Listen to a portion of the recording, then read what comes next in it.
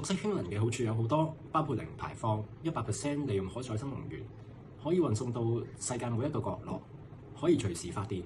同時可以製作氧氣做工業用途。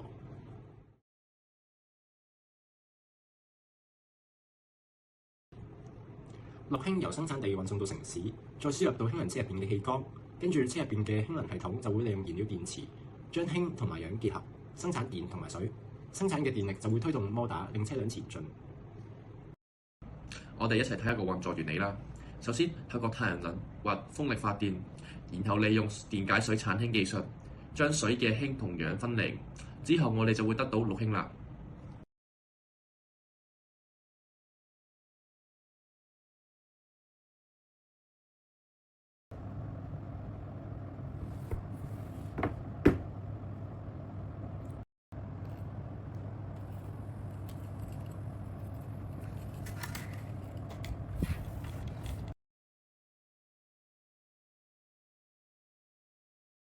氫能車除咗產生電力推動汽車行走之外，仲可以供電俾電網，令呢個社會嘅電力供應更加穩定。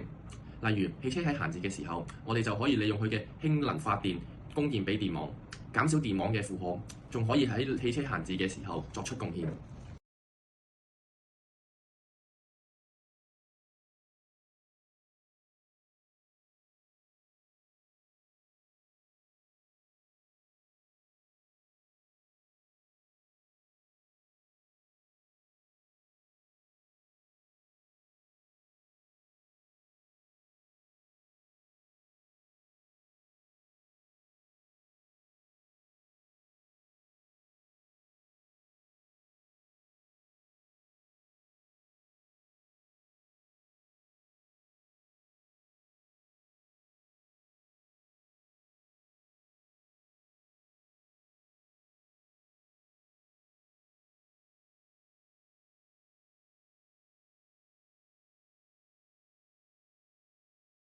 多謝大家收睇呢條片，